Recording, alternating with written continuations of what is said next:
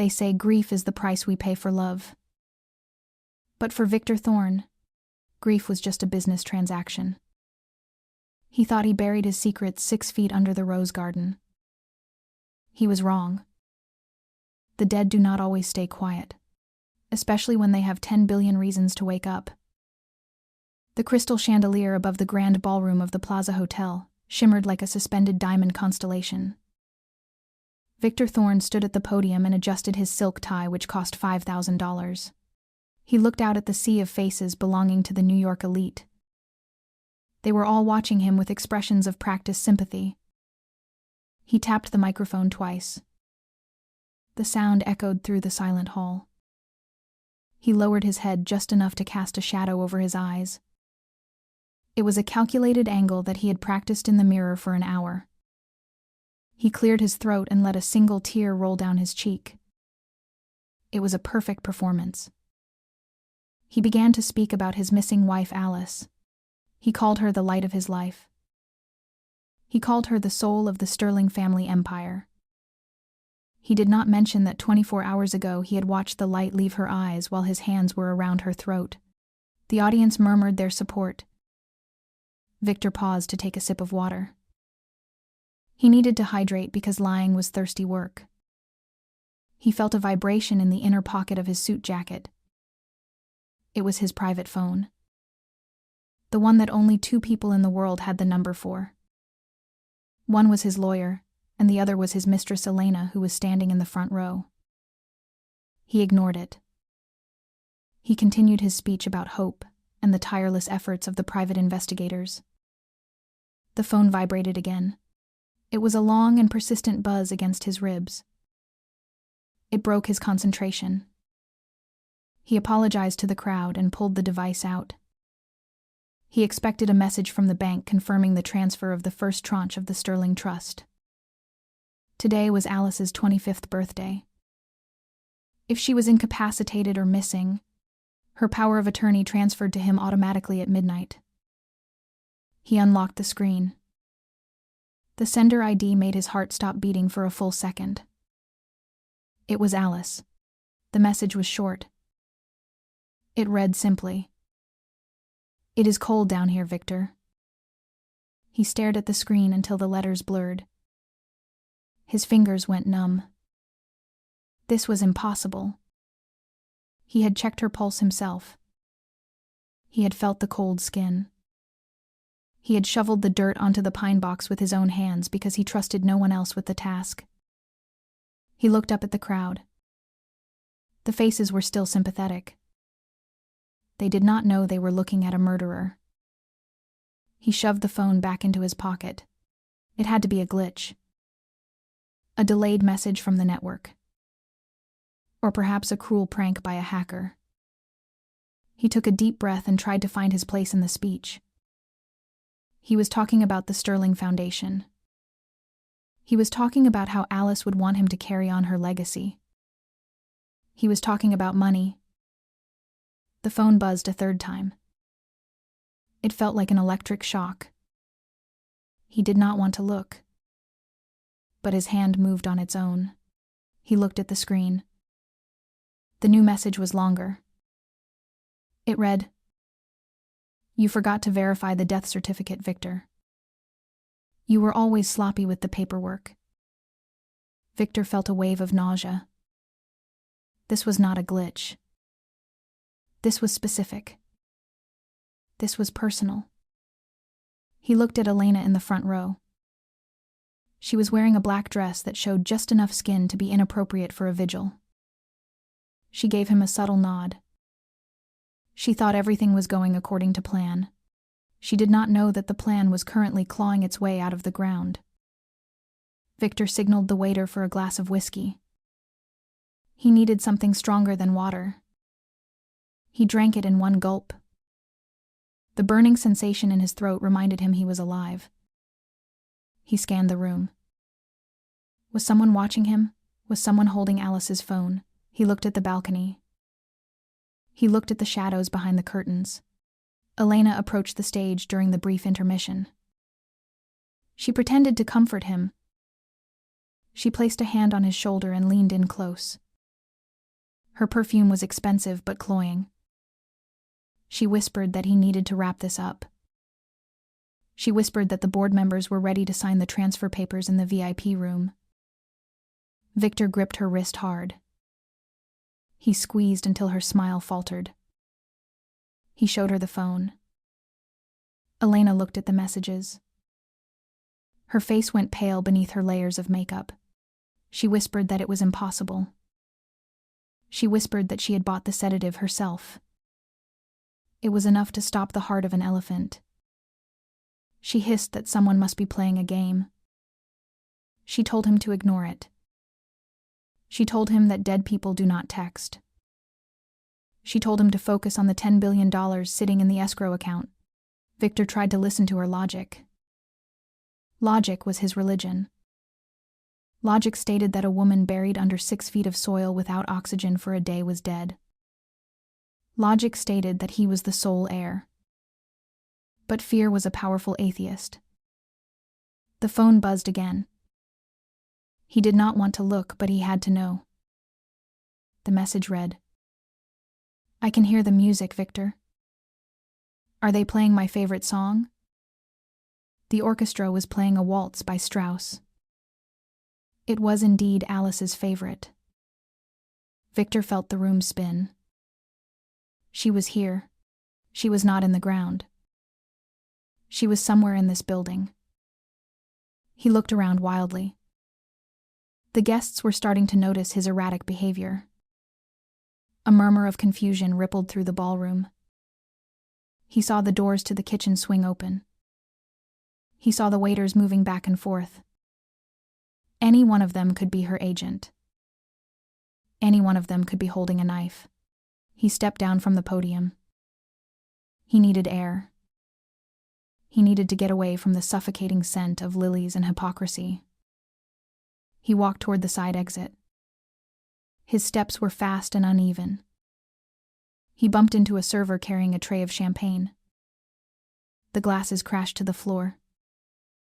The sound was like a gunshot. The room went silent. Everyone stared at him. Victor ignored them. He kept walking. He looked down at the pristine white carpet that ran down the center of the aisle. He stopped dead in his tracks. There was a mark on the carpet. It was dark and wet against the wool. It was a footprint. A small and delicate footprint made of fresh garden mud. It pointed directly toward the podium where he had just been standing. Victor followed the trail of mud with his eyes. There was another footprint 5 feet away. And another. They led from the main entrance straight to him. It was as if an invisible guest had walked in from a rainstorm. But it had not rained in New York for a week. The mud was red clay. It was the specific type of red clay found in the private rose garden of the Sterling estate. The garden where he had dug a hole yesterday. Victor felt his knees give way. He grabbed the back of a chair to support himself. The guests were whispering louder now. They thought he was overcome with grief. They did not see the mud. They only saw a devoted husband collapsing under the weight of his loss. Elena rushed to his side. She saw the footprints too. Her eyes widened in terror.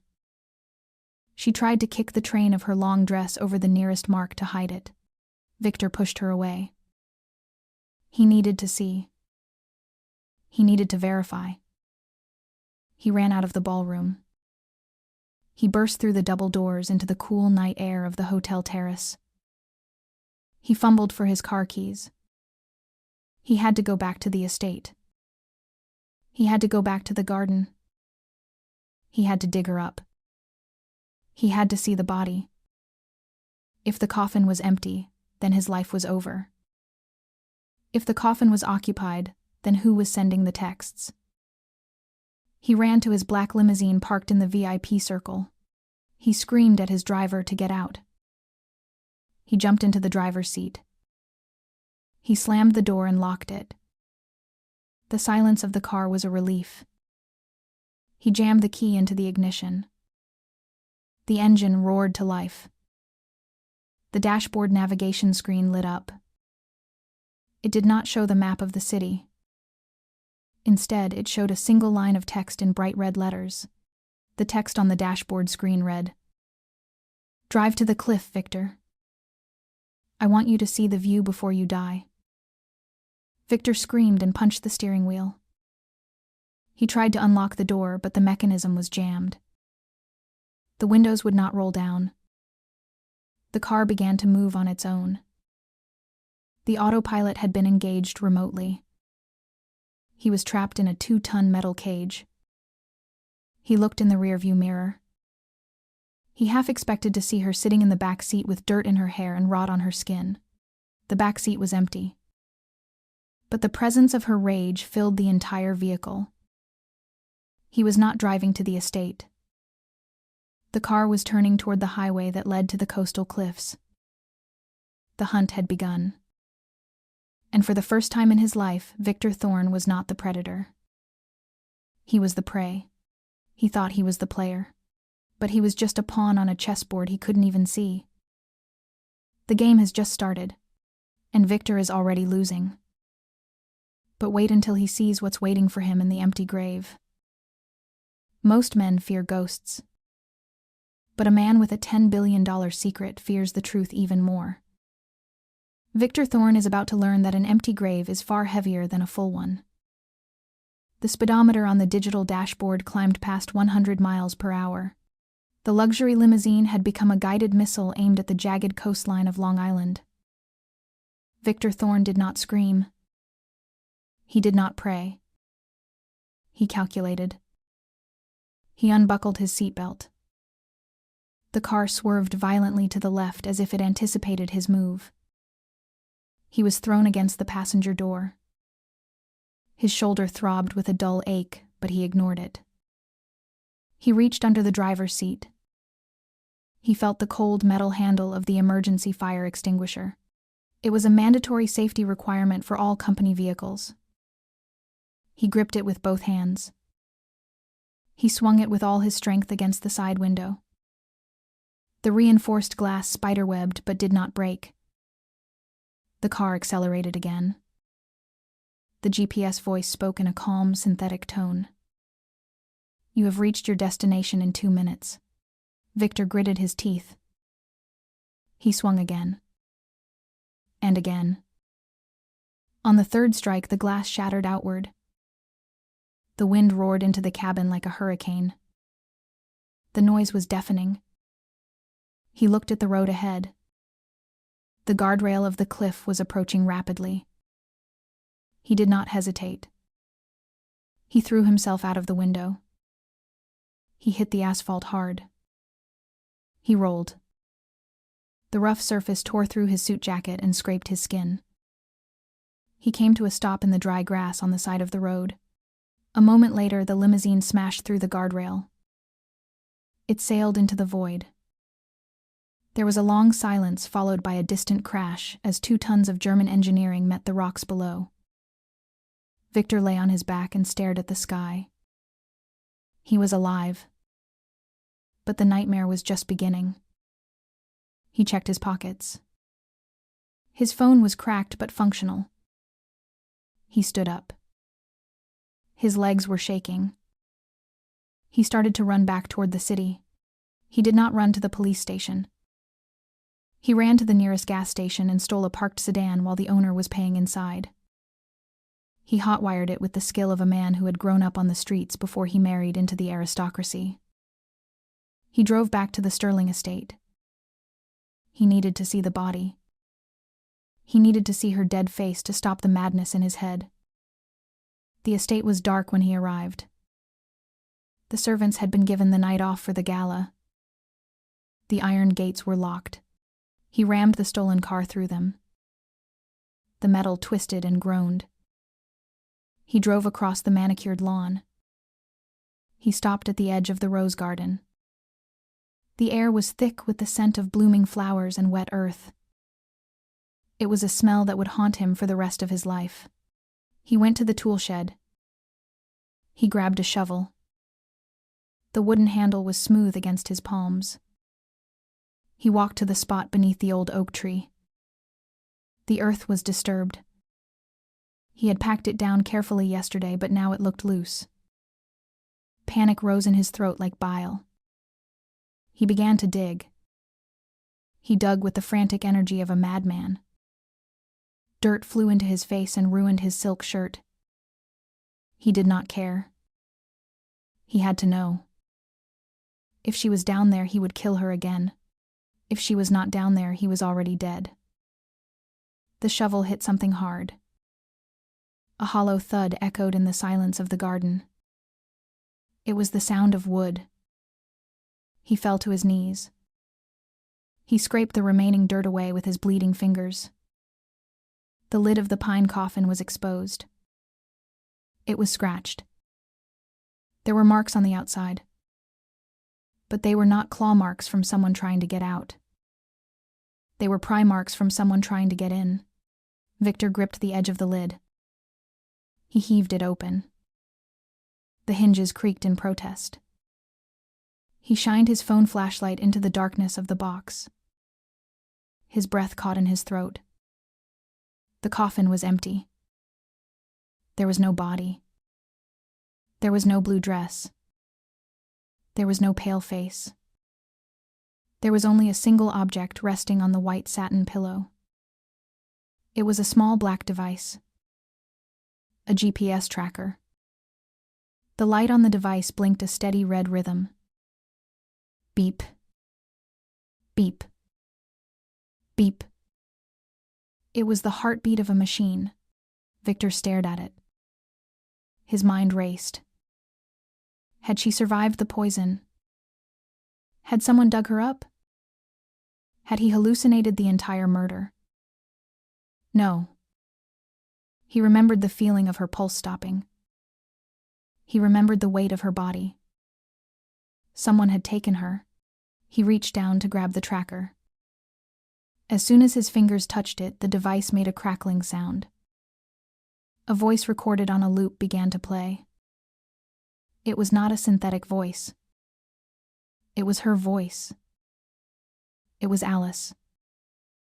Digging for gold, Victor. You always were a greedy man. The voice was clear and mocking. It lacked the stutter she used to have. It sounded strong. It sounded dangerous. Victor crushed the device in his hand. He threw the pieces into the empty grave. He stood up and looked around the garden. The shadows of the rose bushes looked like monsters. He felt eyes on him. Hundreds of eyes. He realized then that the garden was not empty. A low humming sound filled the air. He looked up. A drone was hovering 20 feet above him. Its camera lens was focused directly on his face. A red recording light was on.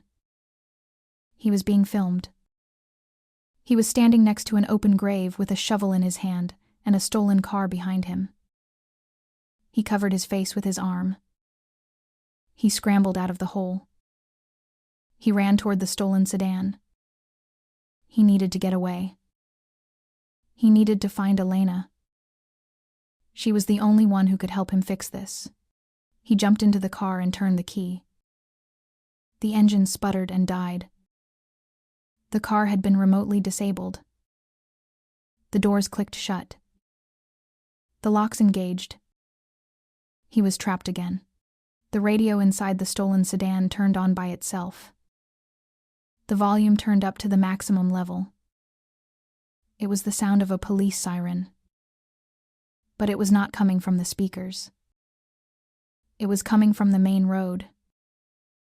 Blue and red lights flashed through the trees. The police were here. Someone had called them. Someone had reported a break-in at the Sterling estate. Victor sat in the dark car. He looked at the shovel lying on the passenger seat. It was covered in fresh mud. His hands were covered in mud. There was an empty grave 10 yards away. He had no alibi. He had no wife. And he had no way out. He realized with a terrifying clarity that Alice was not just alive, She was hunting him. And she had just closed the first trap. Most wives take half the assets in a divorce. Alice Sterling seems to want it all, including his sanity. Victor is cornered, but a cornered rat is the most dangerous kind. Money is the ink that writes the law in this city. But ink can be erased.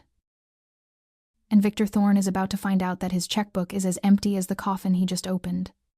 Blue lights blinded Victor. He did not run. He dropped the muddy shovel.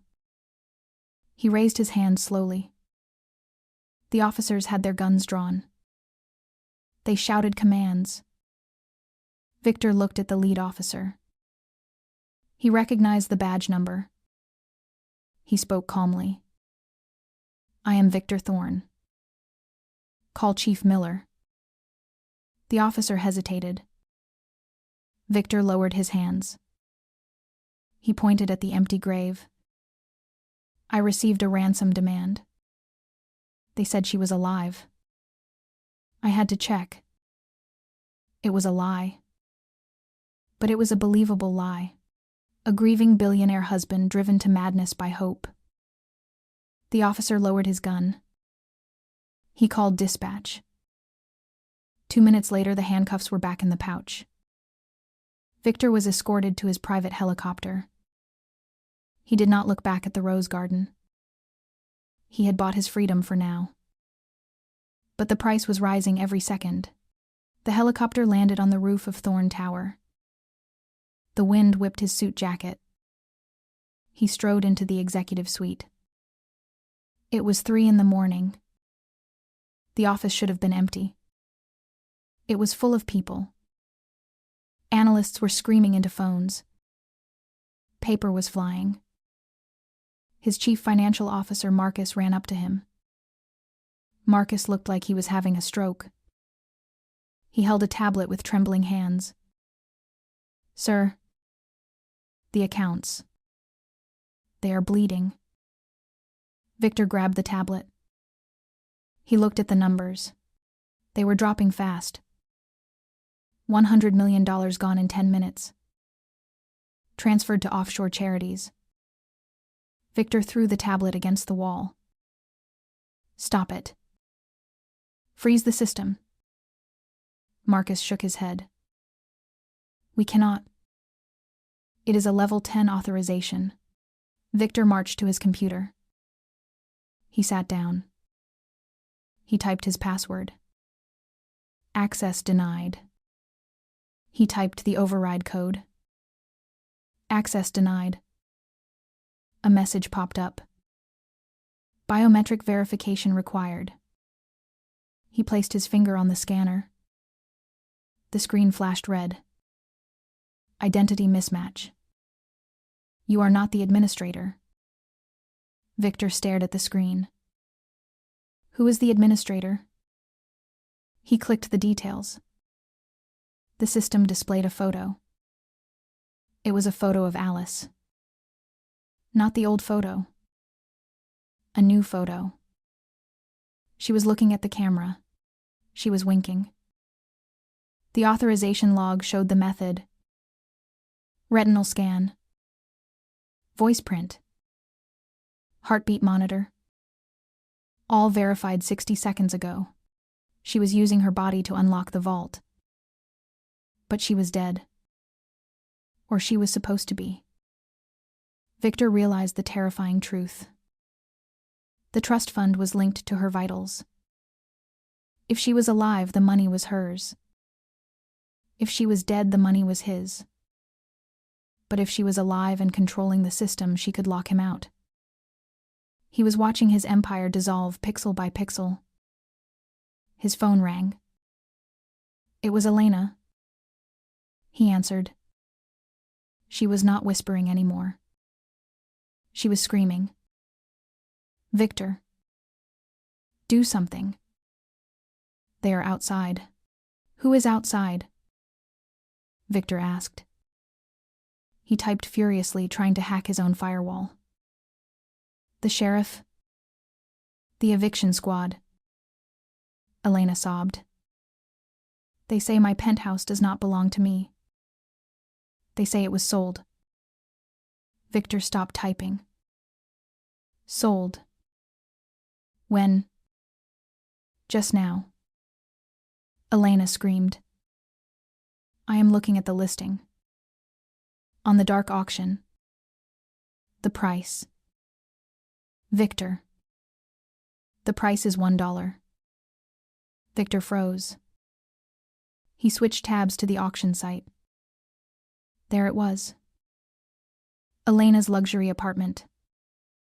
The listing title was The Whore's Nest. The current bid was $1. The seller was listed as The Ghost. Buy it. Victor ordered. Buy it back. I do not care about the price. Elena cried harder. I cannot. My cards are declined. All of them. Even the black card you gave me. It says reported stolen. Victor checked his own bank app. Zero balance. Not just the company accounts. His personal accounts. His Cayman Island reserves. All showing zero. A notification appeared on his screen. A video file. He clicked play. It was footage from the bank. A woman in a black coat walking into the Zurich branch this morning. She turned to the camera. It was Alice. She held up a signed document. The power of attorney revocation. The video ended. His office phone rang. It was the landline. The private line that did not go through the switchboard. Victor picked it up. He did not speak. A voice on the other end whispered, Did you like the view from the cliff, Victor? I hope so. Because that is where you are living now. On the edge. When you build a castle on quicksand, don't be surprised when the floor swallows you whole. Elena is homeless. Victor is broke. But the queen hasn't even played her ace card yet. Reputation takes a lifetime to build and one click to destroy. Elena Cruz thought she could charm the cameras one last time. She forgot that the internet never forgets. And Alice Sterling never forgives.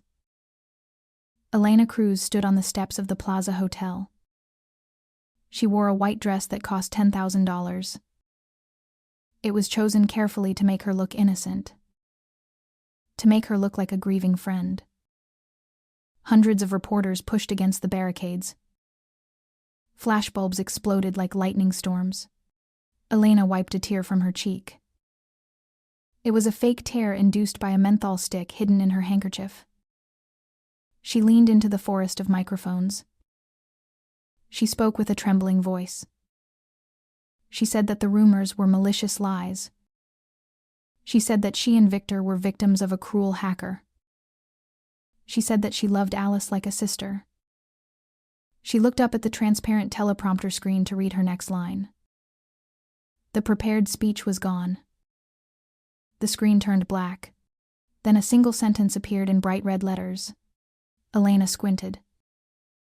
She read the words out loud before her brain could stop her mouth. Did you buy the poison yet? She froze. The crowd went silent. Elena tapped the microphone. She laughed nervously. She said there was a technical glitch. But the text on the teleprompter scrolled up. A new message appeared. It was a reply from Victor's number. Yes. It is done. The mute bitch will not wake up. Elena screamed at the technician to cut the feed. But the technician was frantically typing on his laptop. He held up his hands. He was locked out. The giant LED screen behind Elena, which was meant to display photos of the charity foundation, flickered. It synced with the teleprompter. The text messages were now 20 feet tall. Every camera in New York was broadcasting them live. The messages scrolled faster. They detailed the affair. They detailed the plan to drug Alice. They detailed how Elena wanted to sell Alice's jewelry to buy a yacht. The crowd began to murmur. The murmur turned into a roar. A woman in the front row screamed, "Murderer!" A cup of hot coffee flew through the air. It hit Elena square in the chest. The brown liquid stained the white silk dress. It looked like dried blood. Elena shrieked. She looked around for her security team. The bodyguards stood still. They crossed their arms. They worked for the Sterling Trust. And the trust had just sent them a new order. Stand down. Let her burn. More trash rained down on the podium. Rotten fruit. Empty water bottles. A shoe. Elena fell to her knees. She covered her head. She was sobbing for real now. Through the chaos, she saw a figure standing at the back of the press pool. A woman in a black trench coat and a wide-brimmed hat. The woman was not taking photos. She was holding a phone to her ear. She lowered the phone. She lifted her face slightly. Elena saw the eyes. They were cold. They were dead. They were Alice. Elena pointed a trembling finger. She screamed. She is there. She is alive. But no one looked. They were too busy chanting. Gold digger. Trash. Lock her up. Victor sat in his office and watched his life end on the 40-inch monitor. He saw Elena being dragged away by the police, not for protection but for questioning. He turned off the TV. The silence in the executive suite was heavy. His secretary walked in. She did not knock. She did not make eye contact. She placed a small cardboard box on his mahogany desk. She said a courier just dropped this off. It did not go through the scanner. Victor stared at the box. It was stained with dirt. It smelled of wet earth and roses. The smell of the grave. He knew what was inside. But he had to open it. It was the only way to know how close she was. He lifted the lid. Inside the box there was a heap of red clay. Nestled in the center of the dirt was a diamond ring. The 10-carat diamond he had placed on Alice's finger 3 years ago. He picked it up. The metal was cold. He wiped the dirt off the band. He squinted to read the inscription inside. It was the standard wedding vow. Till death do us part. But someone had scratched a new line underneath it with a sharp knife. The scratch was fresh. It read, "Death wants a refund." Victor dropped the ring. It bounced on the glass table. Ping. Ping. Ping.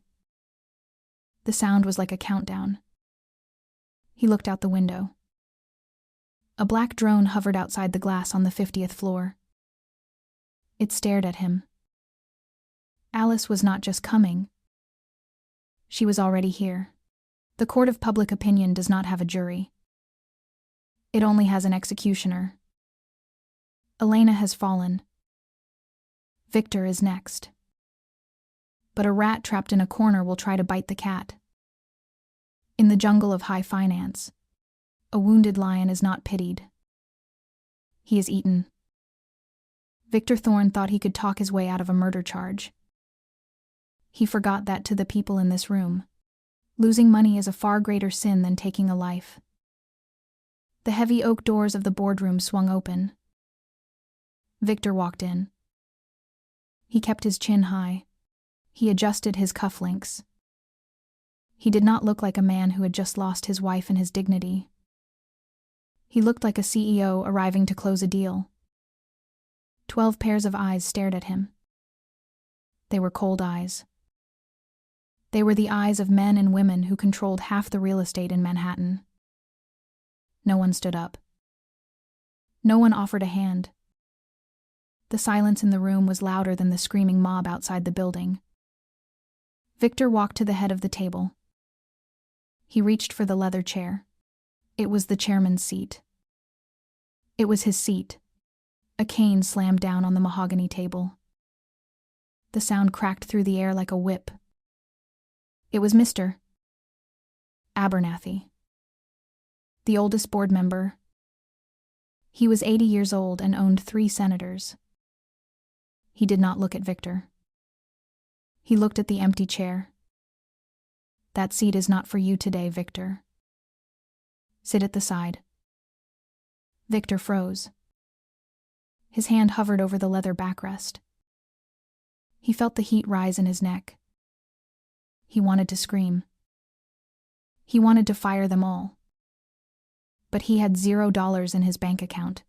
He needed them. He swallowed his pride. It tasted like bile. He pulled out a small metal chair usually reserved for interns. He sat down. He was now looking up at them. The power dynamic had shifted physically. Victor cleared his throat. He put on his best face of sorrow. Gentlemen, ladies, I know what you saw on the news. It was a deep fake. A malicious attack by a jealous employee. Elena Cruz is mentally unstable. She has been obsessed with me for years. She drugged me. She accessed my phone. I am as much a victim here as my poor Alice. He paused for effect. He dabbed his dry eyes with a handkerchief. He waited for a nod of agreement. He waited for a murmur of sympathy. He got nothing. Mr. Abernathy leaned forward. He placed a single sheet of paper on the table. He slid it toward Victor. It was a printout of a bank transfer. Stop acting, Victor. Abernathy said. We do not care about your mistress. We do not care about your marriage. We care about this. Victor looked at the paper. It was a transfer of $50 million. From the company pension fund to a shell company in Panama. The shell company was named VT Holdings. Victor felt his stomach drop. He had made that transfer 2 days ago. He thought he had covered his tracks. He thought the encryption was unbreakable. Abernathy continued. You did not just kill your wife. You stole from us. You stole from the pension fund. That is a federal crime. That is prison time, Victor. Victor stood up. He slammed his hands on the table. This is a setup. My signature was forged. I demand a forensic audit. I demand to see the security logs. The lights in the room flickered. They buzzed once. Twice. Then they died. The room was plunged into absolute darkness. The emergency exit signs cast a blood-red glow on the walls. Panic erupted. Someone shouted for security. Someone shouted about a bomb. Then a beam of blue light cut through the blackness. It came from the ceiling projector. It did not hit the screen. It hit the empty chairman's seat at the head of the table. The blue light coalesced. It formed a shape. A human shape. It was a 3-dimensional hologram. It shimmered and solidified. It was Alice. She was wearing a white suit. Her hair was pulled back in a severe bun. She sat in the chairman's seat. She looked solid enough to touch. She looked at the board members. She did not look at Victor. She placed her holographic hands on the table. She opened a virtual folder. The silence in the room was absolute. Even Abernathy stopped breathing. They were looking at a ghost. But this ghost did not bring chains. She brought spreadsheets. A notification sound pinged. Then another. Then 12 phones buzzed in unison. The board members scrambled to check their devices. Emails were arriving. They were marked with high-priority flags. Alice spoke. Her voice came from the surround sound speakers. It was crisp. It was commanding. I have sent you the audit you asked for, Victor. It details every dollar you embezzled since our wedding day. It also contains the recording of you bribing the auditor. The video played on the main screen behind the hologram. It showed Victor handing a briefcase of cash to a man in a parking garage. The image was high definition. The audio was crystal clear. Victor lunged at the hologram. He swiped his hand through the blue light. His hand passed through Alice's face. She did not blink. She turned her head slowly to look at him. You are fired, Victor. Get out of my chair. Get out of my building. The lights slammed back on. They were blindingly bright. The doors burst open. 4 security guards marched in. They were not the usual building security. They were private contractors. They wore tactical vests. They carried zip ties. They did not look at Victor as a boss. They looked at him as a threat. Mr. Abernathy pointed a shaking finger at the door. Remove him. Victor backed away. He knocked over his chair. He shouted, You cannot do this. I own 51% of the voting stock. Alice's voice cut through his panic. Not anymore, Victor. Read the bylaws. Clause 7. In the event of incapacitation or criminal indictment of the CEO, the voting rights revert to the founder's bloodline. That is me. I am voting you out. The guards grabbed Victor. One took his left arm. One took his right. They twisted his wrists behind his back. The pain was sharp and real. Victor struggled. He kicked. He screamed that it was a trick. He screamed that she was dead. He was dragged across the carpet. His expensive Italian shoes left scuff marks on the floor. He was hauled into the corridor. The employees were gathered there. They held up their phones. They filmed his exit. The humiliation was total. The guards threw him into the elevator. They pressed the button for the ground floor. The doors began to close. Through the narrowing gap, Victor saw the boardroom one last time. The hologram of Alice was still sitting there. She raised a glass of water to her lips in a mock toast. She mouthed 2 words. Checkmate, husband. The elevator descended. Victor leaned against the metal wall. He was breathing hard. He had lost the money. He had lost the company. He had lost his reputation. But he was not in jail yet. The police were waiting in the lobby. But there was a service exit in the basement. And he had one contact left. A contact he had saved for the worst-case scenario. He pulled a burner phone from his sock. It was the only thing the guards had missed. He dialed a number that had no name. A voice answered. It was rough. It sounded like gravel in a blender. The voice said, We saw the news. The price just doubled. Victor whispered, I do not care. Just kill her. Kill her for real this time. A cornered animal does not bargain. It bites. Victor has lost his crown, but he still has his fangs. The legal war is over. The physical war is about to begin.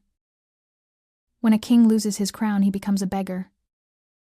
But when a beggar loses his desperation, he becomes a monster. Victor Thorne is done playing by the rules of the boardroom.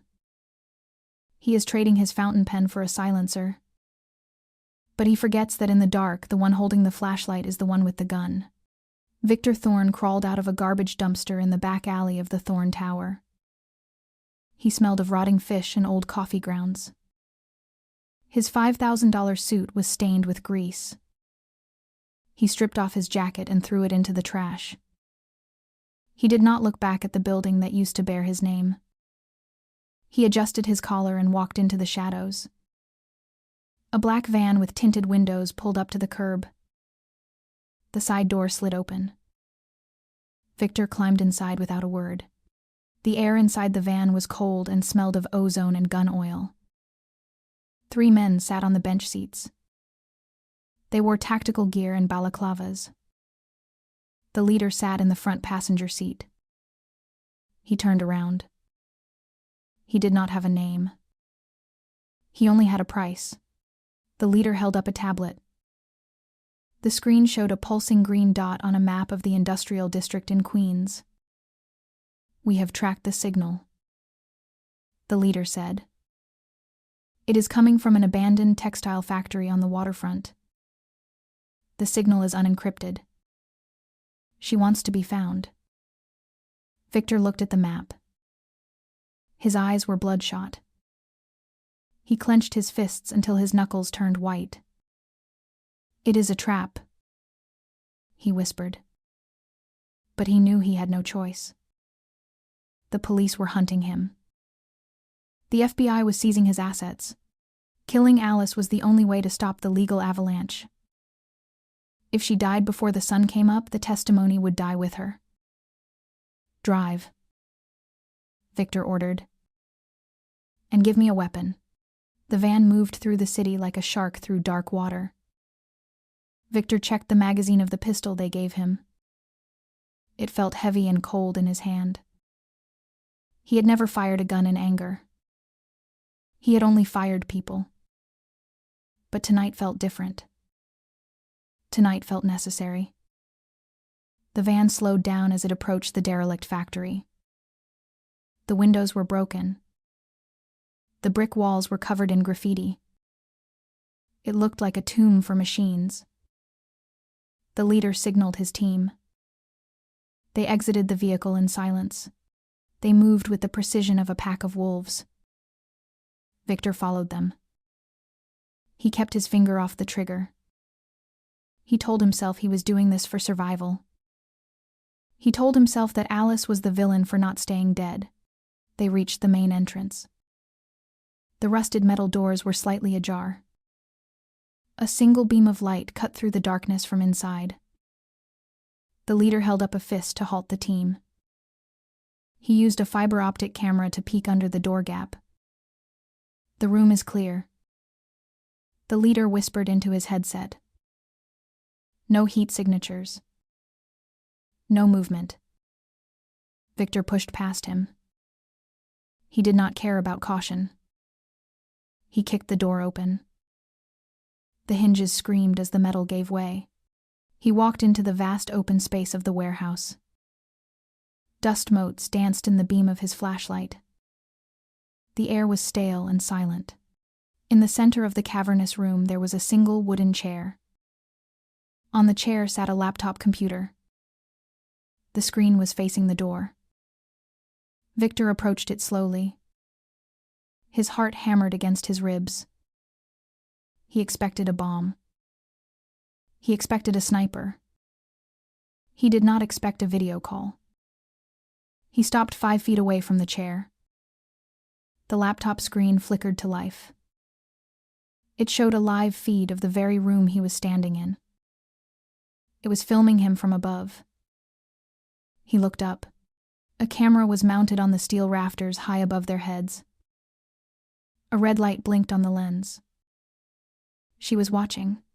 The leader of the hitmen shouted, "Fall back. It is a setup."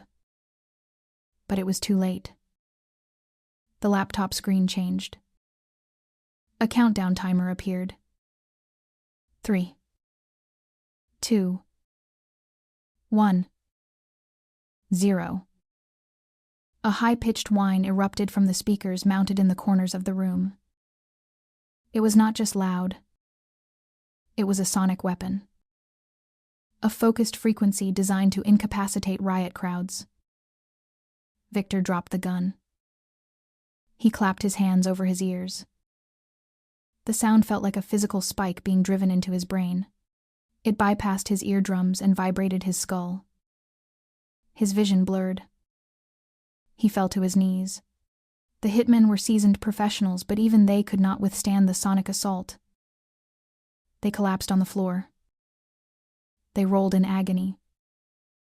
Their tactical discipline evaporated in the face of the invisible torture. Victor screamed, but he could not hear his own voice. The world was nothing but pain and white noise. He tried to crawl toward the door. His limbs felt like jelly. He vomited on the concrete floor. The sound was relentless. It was a frequency that triggered pure panic in the amygdala. He felt like his head was going to explode. Then the sound stopped abruptly. The silence that followed was even more deafening. Victor gasped for air. He lay on his side. He looked at the laptop screen through his watering eyes. The countdown was gone. In its place was a pre-recorded video of Alice. She was sitting in a luxury car. She was wearing a red dress. She held a glass of champagne. She leaned close to the camera. Her lips moved. The speakers played her voice. It was soft and terrifying. I am not in the warehouse, Victor. I am in your penthouse. I am having dinner. And you are the main course. Victor stared at the screen in horror. The police sirens began to wail outside. They were close. Very close. The sonic trap had not just incapacitated them. It had alerted every patrol car in a 5-mile radius. The leader of the hitmen groaned and tried to stand up. He looked at Victor with murder in his eyes. You led us into a cage. The leader hissed. He raised his gun toward Victor. Victor closed his eyes. He waited for the bullet. But the back doors of the warehouse burst open. A SWAT team threw flashbang grenades inside. The room turned white. The last thing Victor saw was the image of Alice on the screen. She blew him a kiss. Then the feed cut to black. The hunter walked into the woods to kill a wolf, but found out he was just walking into a zoo exhibit. Victor is down. The police have him. The hitmen hate him. But Alice is not done playing with her food. They say the truth will set you free. But in Victor Thorne's case, the truth is about to lock the door and throw away the key. He thinks he is looking at a ghost. He is wrong. He is looking at the architect of his destruction. Victor Thorne sat in the steel interrogation chair. The handcuffs were tight against his wrists. He slammed his fists on the metal table. He demanded his phone call. He demanded his lawyer, Jameson. The mirror on the wall was a one-way glass. He knew they were watching. He straightened his spine. He was not beaten yet. He had money stashed in accounts they did not know about. The heavy steel door buzzed and clicked open. Victor smiled. Jameson was efficient. But Jameson did not walk through the door. A woman walked in. She wore a black veil that covered her face. She wore the red dress he had bought for Elena. She sat down opposite him. She placed a file on the table. Victor sneered. Who are you? The court-appointed defender. The woman laughed. It was a sound like breaking glass. She reached up with gloved hands. She lifted the veil. Victor stopped breathing. The face beneath the veil was not pale or bloated. It was radiant. Her skin was flawless. The scar on her cheek from his ring 3 years ago was gone. It was Alice. But it was an Alice he had never seen. She looked at him with eyes that held zero fear. Victor pulled against the chains. "You are dead." I felt your heart stop. Alice leaned forward. Her perfume filled the sterile room. It smelled of vengeance. "You felt what I wanted you to feel, Victor." The drug was a beta blocker mixed with a paralytic. It slowed my heart to 4 beats a minute. And the body you buried in the garden. That was a silicone medical dummy. I watched you dig the hole from the attic window. I ate an apple while you cried those fake tears. You buried 40 pounds of plastic and thought you had won the crown. Victor slumped back in his chair. He started to laugh. It was a dry and jagged sound. "If you are alive, then there is no murder charge. My lawyers will have me out on bail by breakfast. Attempted murder is a lighter sentence. I will plead emotional distress." Alice opened the file on the table. She slid a ballistics report toward him. "You tried to shoot me in the warehouse, Victor. You pulled the trigger. The camera saw it. But the gun did not fire. You thought it jammed. It did not jam. Dr. Lucas Gray removed the firing pin 3 days ago. We gave you that gun. We gave you the hitmen. We gave you the map. Every step you took was on a path we paved for you. You are not a criminal mastermind, Victor. You are a rat in a maze who just found the cheese. And the cheese is a life sentence without parole." The reality of his situation crashed down on him. The inheritance was gone. The company was gone. His freedom was gone. Rage took over his logic. He lunged across the table. He wanted to wipe that superior smile off her face. The chains snapped tight. They jerked him back into the chair. His shoulder popped. He screamed in pain and frustration. The guards rushed in. They pinned him down. Alice stood up. She smoothed her red dress. She did not flinch. She looked down at him like he was a stain on the floor. "Goodbye, husband. I filed the divorce papers this morning. I get everything. You get a concrete box." She walked out. The door slammed shut. Victor lay on the table. His breath came in ragged gasps. He looked at the mirror. He knew they were watching. He stopped struggling. A new plan formed in his desperate mind. If he could not be innocent, he would be insane. Some men break when they hit the bottom. Others start digging. Victor has one card left to play. It is the oldest trick in the book. But can you fake madness when you are already living in a nightmare? Madness is the ultimate luxury of the rich. If a poor man screams at the devil, he goes to the street. If a rich man does it, he goes to a private room with a view. Victor Thorne thought he was booking a vacation. He forgot that some hotels do not have a checkout time. The courtroom was silent except for the scratching of the court stenographer's machine. Victor Thorne sat at the defense table. He was not wearing his Italian suit. He was wearing an orange jumpsuit that was 2 sizes too big. His hair was matted. His eyes were wide and unblinking. He looked at the ceiling fan. He swatted at the air as if chasing invisible flies. It was a performance worthy of an Academy Award. His lawyer stood up. He was a young public defender because Victor's assets were frozen. The lawyer adjusted his cheap tie. He spoke to the jury. He said that his client had suffered a complete psychotic break due to the trauma of his wife's death. He said that Victor Thorne did not know right from wrong. He said that sending a sick man to prison would be a crime against humanity. Victor let out a low moan. He rocked back and forth in his chair. He muttered the name Alice over and over again. He slammed his forehead against the wooden table.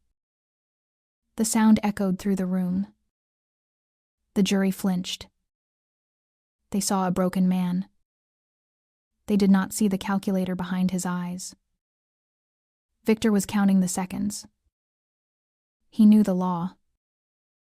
A verdict of not guilty by reason of insanity meant no prison. It meant a stay in a mental health facility, a facility with soft beds and doctors he could bribe. He would spend 6 months acting crazy. Then he would be miraculously cured. He would walk free. It was the perfect escape hatch. The prosecutor stood up. She looked tired. She knew she was losing the room. She pointed at Victor. She said he was a manipulator. She said he was a cold-blooded killer. Victor screamed. He stood up and overturned the table. Papers flew everywhere. He pointed a trembling finger at the empty witness stand. She is there. Do you not see her? She is eating my eyes. The bailiffs rushed forward. They grabbed Victor. He did not fight them. He let them drag him down. He sobbed like a child. The judge hammered his gavel. Order. Order in the court. The judge looked at Victor with pity. He looked at the medical reports.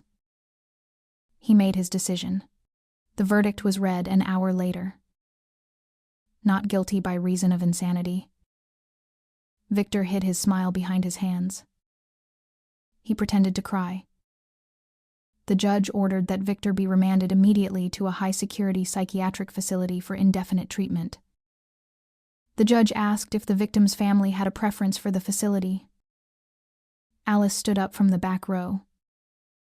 She was dressed in black. She walked to the bench. She spoke softly. The Sterling Foundation funds a world-class facility upstate, the Blackwood Institute. We would like to pay for his treatment there. It is the least I can do for my husband. The judge nodded. He praised her generosity. He signed the transfer order. Victor peeked through his fingers. He saw Alice signing the paper. She looked at him. She did not smile. She just tapped her pen against the desk. Tap. Tap. Tap.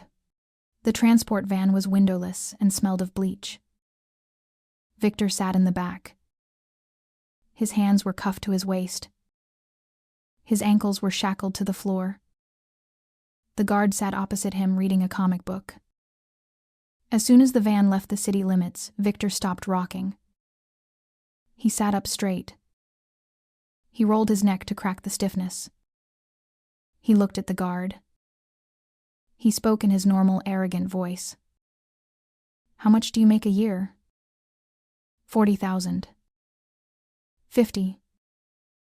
I can double that if you let me use your phone. The guard did not look up. He turned a page. Victor sneered. You think I am crazy. I am smarter than you. I am smarter than the judge. I am going to a resort while you drive this tin can. The guard finally looked up.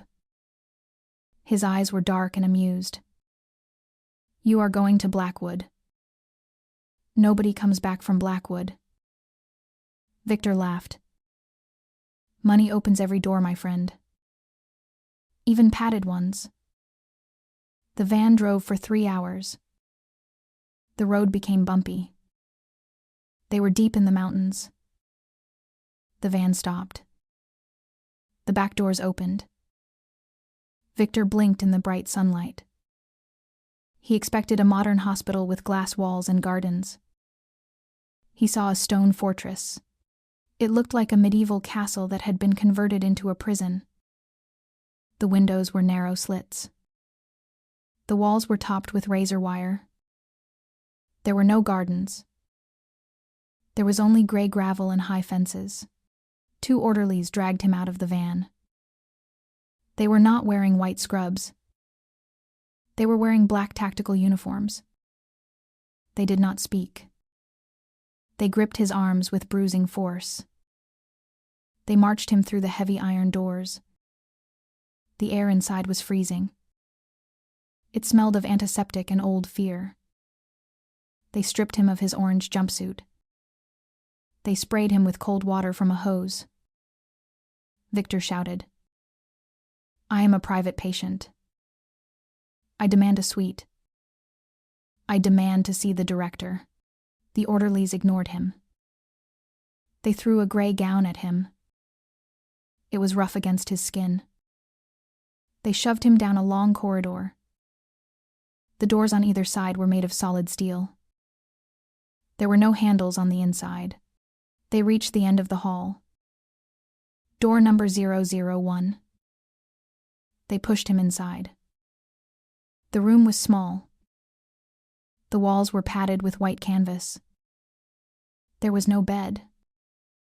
There was only a mattress on the floor. There was no window. There was a single camera in the ceiling. Victor spun around. He tried to jam his foot in the door. "I paid for this. My wife paid for this. I want the VIP package." The orderly laughed. It was a dry sound. "You got the VIP package. The very isolated prisoner package." The door slammed shut. The lock clicked. It was a heavy mechanical sound that signaled the end of the world. Victor pounded on the door. He screamed until his throat was raw. He waited. An hour passed. Then a slot in the door slid open. A pair of eyes looked in. It was a doctor. He wore a white coat.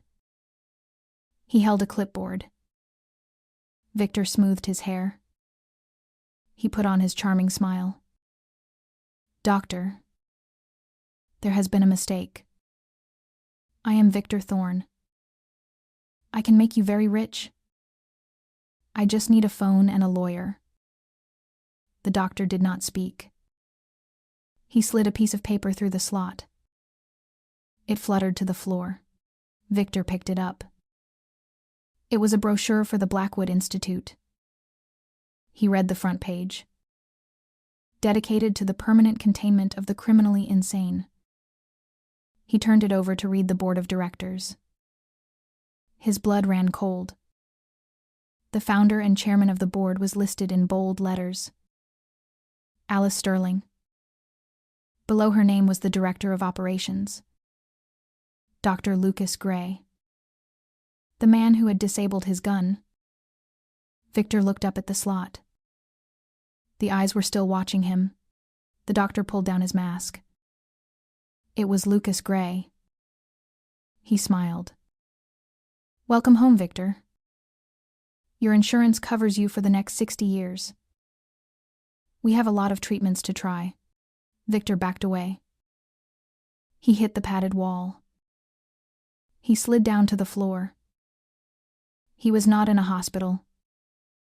He was in a private hell owned by the woman he tried to kill. He realized then that the insanity defense was not his idea.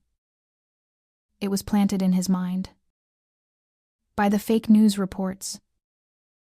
By the whispers of his lawyer. By the pressure. Alice had guided him here. She did not want him in a state prison where he might get parole. She wanted him here. In her box. Under her rules. The lights in the cell turned off. A speaker in the ceiling crackled to life. Alice's voice filled the small room. "Good night, husband. Sleep tight. Do not let the bedbugs bite. Because they are genetically modified to be carnivorous." The mouse ran into the hole to escape the cat. He did not know the hole was the snake's throat. Victor is buried alive in a concrete coffin. And the only person with the shovel is the one enjoying the show. They say that hell is not a place of fire and brimstone. Hell is a small room where you are forced to watch your mistakes on repeat. Victor Thorne wanted to be a king. Now he is the ruler of a kingdom that measures 10 feet by 10 feet. And the queen is coming to collect her taxes. Time had ceased to exist in cell 001.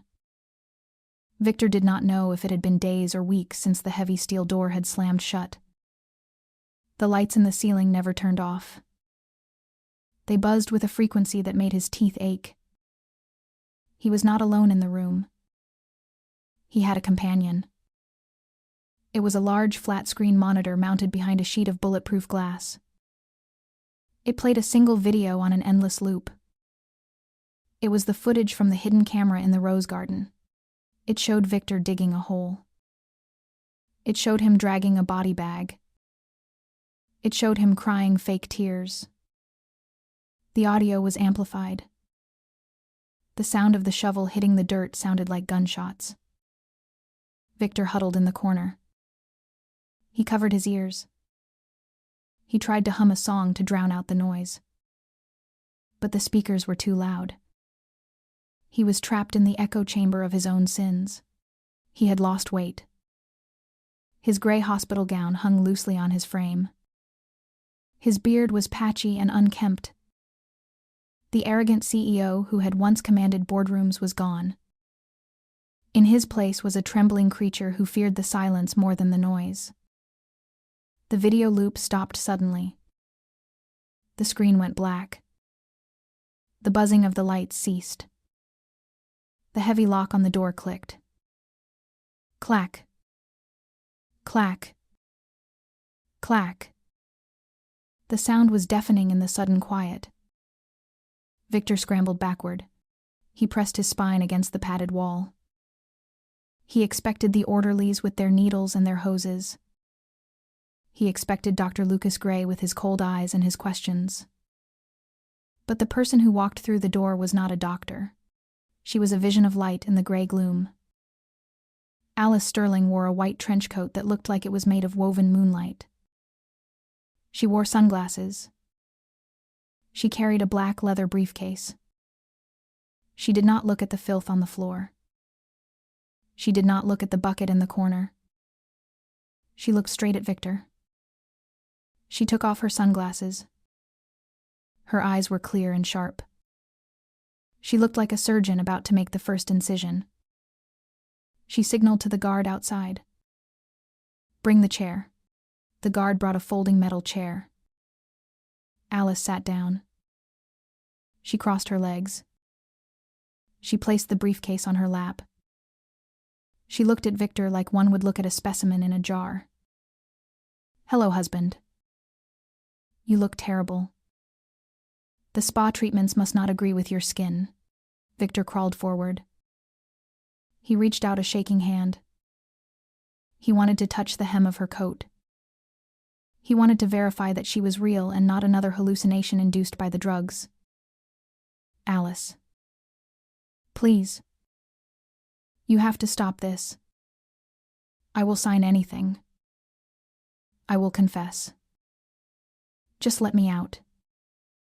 I cannot breathe in here. The walls are moving." Alice did not flinch.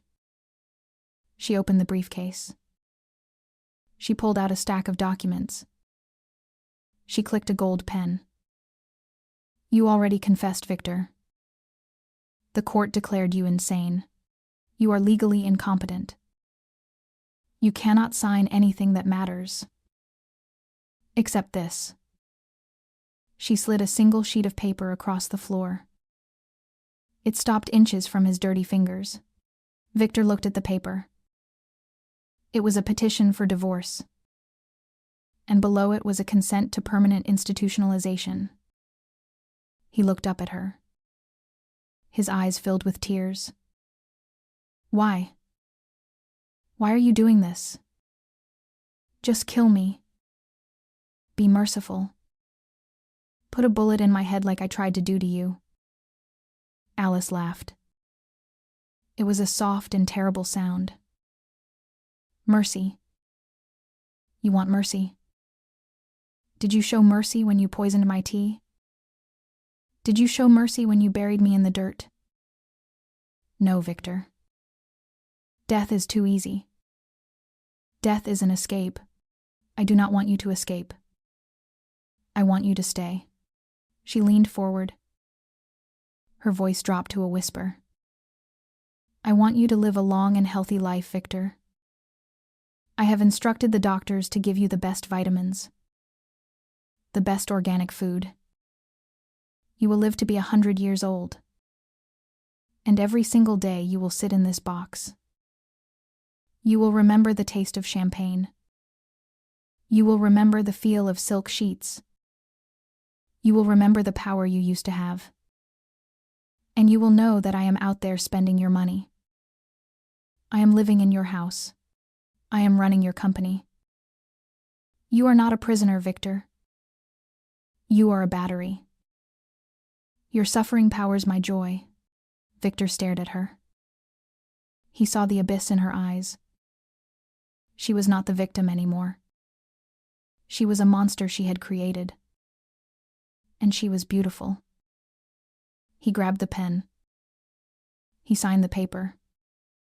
He pressed so hard the tip tore through the page. He threw the pen back at her. Take it. Take it all.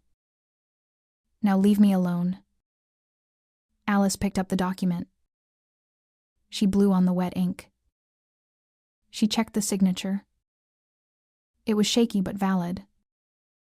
She put the paper back in her briefcase. She stood up. She put her sunglasses back on. Thank you for your cooperation. Dr. Gray has a new therapy he wants to try tomorrow. It involves sensory deprivation tanks. I hear they are very relaxing for the mind. She turned to leave. Victor lunged. He wanted to strangle her. He wanted to make her stop smiling. But the chain on his ankle snapped tight. He fell face first onto the concrete. He tasted blood. Alice paused at the door. She did not look back. She spoke to the air. You always wanted to be a part of the Sterling legacy, Victor. Now you are. You are the family's secret locked in the attic.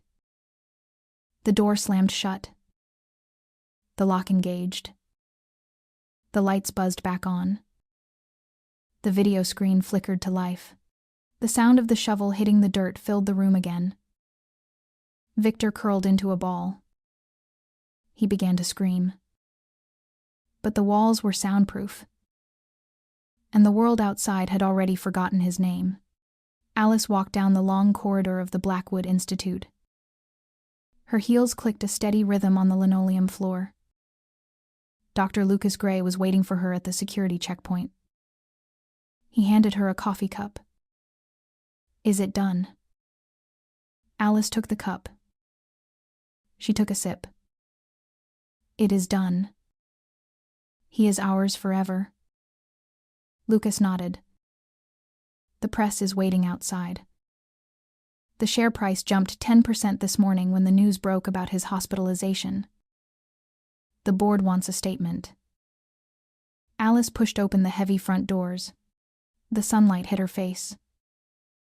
It was warm and bright. She took a deep breath of the fresh mountain air. She adjusted her coat. She smiled. Let us go talk to them. I have a funeral to plan. After all, I am a grieving widow. She walked down the stone steps. The cameras flashed. The reporters shouted her name. Mrs. Sterling. Mrs. Sterling. Over here. Alice stopped. She looked directly into the lens of the nearest camera. She did not hide her face. She looked strong. She looked invincible. She thought about the man in the box. She thought about the grave in the garden. She realized that she had not just survived. She had evolved. The weak girl who wanted love was dead. The woman who wanted power had taken her place. And as she stepped into the black limousine, she knew one thing for certain. The view from the top was worth every scar. The game is over. The pieces are back in the box. But one piece is locked away forever while the other claims the board. Justice is not blind. It just has very expensive taste. What do you think? Did he get what he deserved? Or is living in a cage a fate worse than death? Tell me in the comments.